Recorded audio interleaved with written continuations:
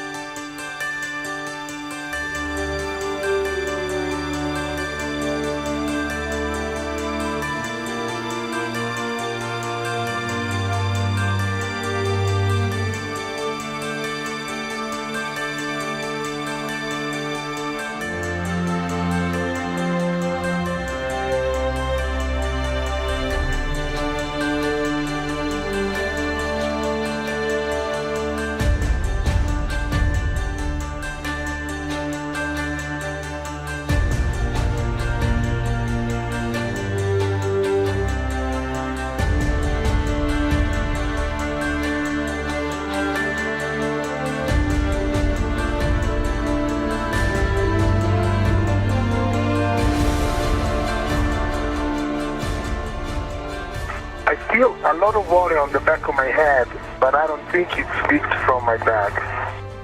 I see it now, wiggling. Hatches open, Shane. About half an hour into the EVA, 45 minutes maybe, Chris and I were ahead on our task, so we were starting our third task, and I felt some water on the back of my head, and I realized that it was cold water, and then I felt it covering my ears.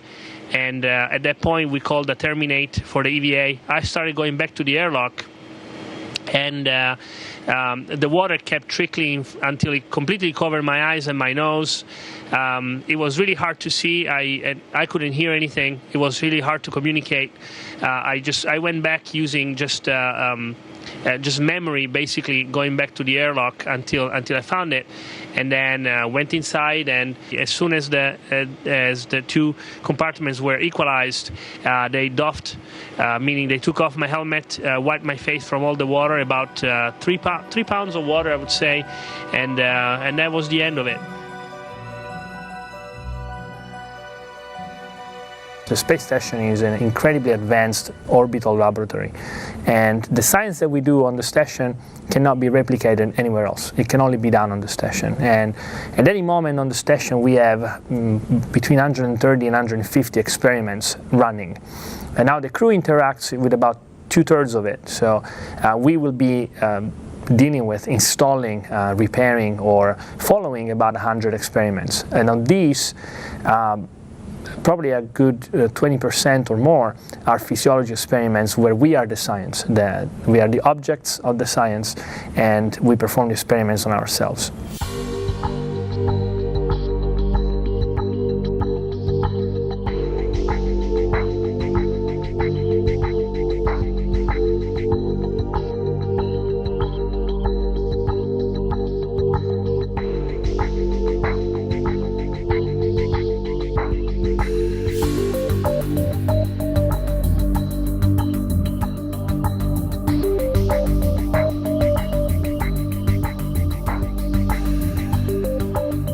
One of the experiments that I think is very interesting is, because it has immediate repercussions, is done on a furnace on orbit, and it's in this furnace. First of all, it's interesting because we get to heat up stuff in orbit, and that's really cool because we don't usually get to do that. And what we do on this one, we actually study material science. We study how new materials that are being developed perform in orbit.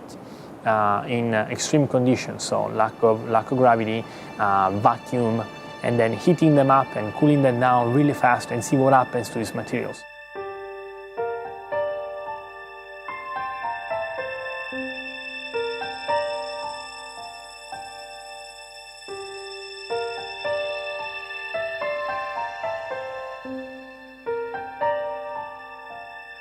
Another one is about how we perceive objects on the ground versus in orbit. So these experiments has the astronaut wear special glasses with screens, and then we look at a series of images that are reversible. Just like some of those games for on magazines where sometimes you see a face or a vase according to whether you see the white or the black. Well, this one is a series of these images, and we try to understand how our perception of these colors is affected by the lack of gravity.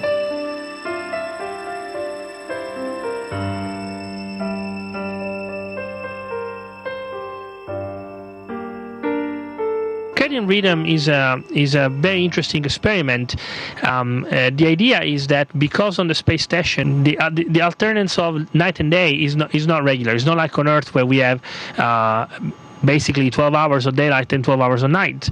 Here on the station we have 16 cycles a day of night and day. So obviously our sleep pattern cannot be affected by those patterns, and we go into an artificial sleep pattern. So this study has a sensor permanently connected to me for 36 hours that measures my temperature, and the temperature is related to the activity of the body. So technically when we're working we have a higher temperature, when we sleep we have a lower temperature, and by collecting this data they are able to determine how my sleep patterns have been affected by living in an environment that is completely alien to what the normal human is supposed to be adapted to.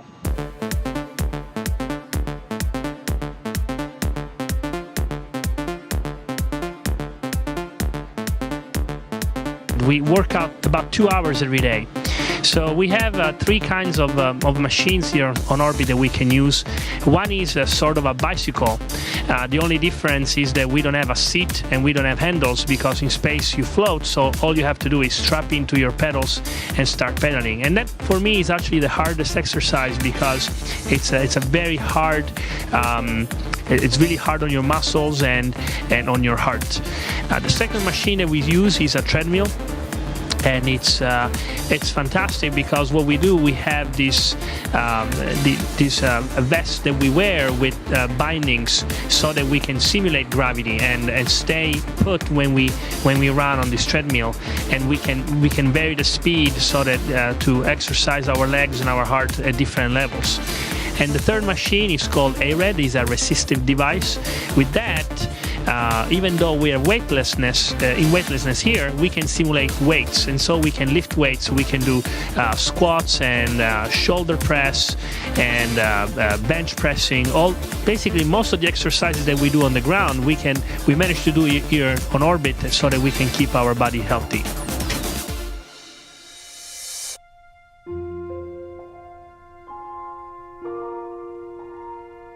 And if this wasn't exciting enough, I think that the part where we talk about exploration is even more exciting.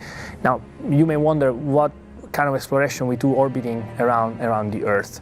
But as a matter of fact, we as humans have a unique capability to pick up things just looking at them that cannot be done with a satellite or any other electronic or automatic means. So that part of exploration already is something. But thinking that what we're doing today is paving the way to future exploration is really what makes my heart beat faster when I think that what we're discovering today in terms of technology, in terms of physiology, will really open up the road for future exploration.